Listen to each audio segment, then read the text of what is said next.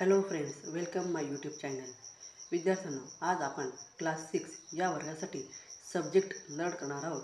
English या सब्जेक्टमध्ये lesson learn करणार आहोत. इको फ्रेंडली सेलिब्रेशन या लेसनचे पॉइंटर्स आपण मागील व्हिडिओमध्ये लर्न केले. आता नेक्स्ट पॉइंटर या व्हिडिओमध्ये आपण लर्न करणार आहोत. तर क्वेश्चन नंबर 4 त्यातला बी हा क्वेश्चन या ठिकाणी आज आपण लर्न करणार आहोत. Choose any one festival and decide which part of the festival are eco-friendly and which are not eco-friendly. See page number 37.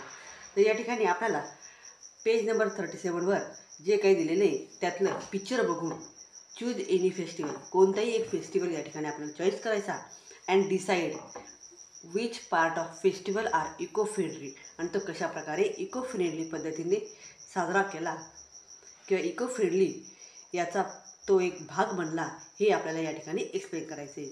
मग या ठिकाणी मी फेस्टिवल त्या पेज नंबर 37 पेजवर होळीचं त्यांनी एक्सप्लेनेशन केलेले. Holi is the festival of colour. Holi हा असा सण आहे की त्या सणाला आपण वेगवेगळे कलर्स हे यूज करत असतो. When we use natural colours, आणि आपण कोणते कलर यूज करतो? Natural. We celebrate eco friendly, याचा अर्थ आपण हा जो सण आहे हा इको फ्रेंडली पद्धतीने साजरा करतो. म्हणजे नॅचरल कलर जर वापरले तर आपल्याला काही हानीही होत नाही. म्हणून हा उत्सव इको फ्रेंडली म्हणून या ठिकाणी सेलिब्रेट करण्यात येतो. That's mean it has no harm to the environment. आणि हे जे नॅचरल कलर आहे ते जर यूज केले तर ते यूज केल्यामुळे आपल्यालाही हानी होत नाही आणि त्याचप्रमाणे एन्व्हायरमेंट म्हणजे पर्यावरणाला सुद्धा हानी होत नाही. It is good for nature as well as human being. हे जे नॅचरल कलर आहे हे कलर ज्याप्रमाणे निसर्गाला उपयुक्त आहेत त्याचप्रमाणे मानवाला सुद्धा उपयुक्त आहेत. When we use artificial colour that is chemical. जेव्हा आपण आर्टिफिशियल कलर हे यूज करतो तर आर्टिफिशियल कलरमध्ये केमिकल असतं. Then we disturb the environment. आणि हे केमिकल, ज्या कलरमध्ये केमिकल असतं ते कलर जर यूज केले तर त्यामुळे आपल्याला हे जे पर्यावरण आहे हे पर्यावरण डिस्टर्ब होतं. It is harmful to all of us. आणि त्याचप्रमाणे पर्यावरणाबरोबर आपल्यालासुद्धा हे जे केमिकल मिक्स केलेले कलर असतात तर त्यांचा आपल्याही त्वचेला काही ना काही इजाही होत असते. म्हणून कधीही या ठिकाणी आपण वी यूज नॅचरल कलर, तर कधीही नॅचरल कलर हे या ठिकाणी यूज केले पाहिजे. त्यानंतर नेक्स्ट क्वेश्चन आहे see what can we do celebrate festival in an eco friendly way. त्याचप्रमाणे आपण या ठिकाणी इको फ्रेंडली या मार्गाने उत्सव साजरे करतो. मग त्या ठिकाणी कशा प्रकारे करतो? Eco friendly means not harmful to the environment. मग इको फ्रेंडली याचा अर्थ काय? तर eco friendly means not harmful to the environment. Eco friendly म्हणजे अशा गोष्टी की ज्या माध्यमातून आपण पर्यावरणाला कोणत्याही प्रकारे हानीही पोचणार नाही याची केअर घेतो. We can celebrated festival eco friendly by various way. आपण वेगवेगळे सण हे विविध मार्गातून इको फ्रेंडली पद्धतीने सेलिब्रेट करू शकतो. We can make people aware about these festival on Holi. आणि म्हणून या ठिकाणी तुम्हाला मागील क्वेश्चनमध्ये होळी हा सण कशा प्रकारे इको फ्रेंडली पद्धतीने सेलिब्रेट केला आहे हे या ठिकाणी मी एक्सप्लेन केलेलं आहे. People aware about these festival on Holi. We can appeal people to use natural colour. आणि होळी या सणामध्ये कशा प्रकारे आपण नॅचरल कलर हे यूज करतो हे या ठिकाणी मी एक्सप्लेन केले. We can celebrate Diwali without crackers.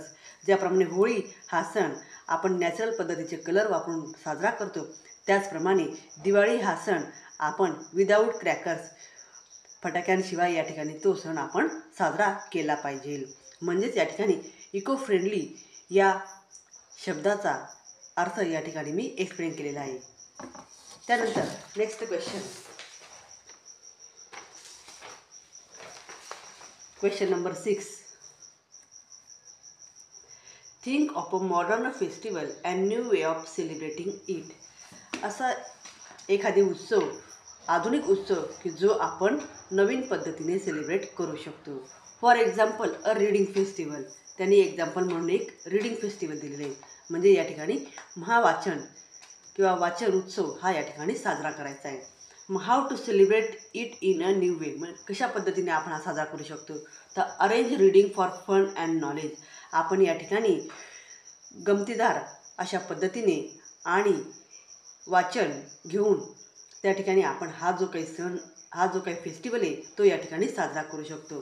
Programs collect good books for reading, या ठिकाणी आपल्याला गमतीदार आणि ज्ञान मिळवण्यासाठी सर्वात पहिले आपल्याला चांगली पुस्तकं ही आपल्याला उपलब्ध करून देण्यात येतात. रीड लाऊडली स्टोरी, आणि त्या पुस्तकामधल्या ज्या काही स्टोरी आहेत त्या आपण कशा वाचल्या पाहिजे, लाऊडली मोठ्याने वाचल्या पाहिजे. बायोग्राफीज, त्याचप्रमाणे biographies, novel, drama, short story etcetera असे हे वेगवेगळे बुक्स आहेत की ह्या बुकचं वाचन करून आपण या ठिकाणी रीडिंग फेस्टिवल हा जो काही उत्सव आहे हा या ठिकाणी साजरा करू शकतो. Stress on the important of reading, आणि त्याचप्रमाणे आपण अशा प्रकारे रीडिंग हा जो काही महत्त्वाचा भाग आहे तर याच्यावर आपला भर देऊ शकतो. आणि रीडिंगमुळे आपलं नॉलेजही वाढतं आणि आपली प्रगतीही त्या ठिकाणी होत असते. Exhibit good and variety of books, magazine etcetera, आपल्याला भरपूर ठिकाणी जे काही लायब्ररी असतात तिथेही बऱ्याच प्रकारचे बुक्स, मॅगझिन हे आपल्याला त्या ठिकाणी पाहायला मिळतात आणि ते आपण त्या ठिकाणी वाचले पाहिजे. एनकरेज मोबाईल लायब्ररी, त्याचप्रमाणे आपल्याला मोबाईलमध्ये सुद्धा लायब्ररी असते की तिचा आपण यूज करून हे रीडिंग फेस्टिवल या ठिकाणी सेलिब्रेट करू शकतो.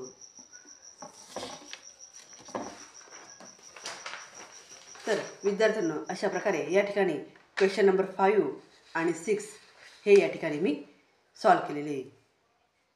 विद्यार्थ्यांनो, व्हिडिओ आवडल्यास व्हिडिओला लाईक करा, शेअर करा आणि चॅनलला सबस्क्राईब करा. थँक्यू.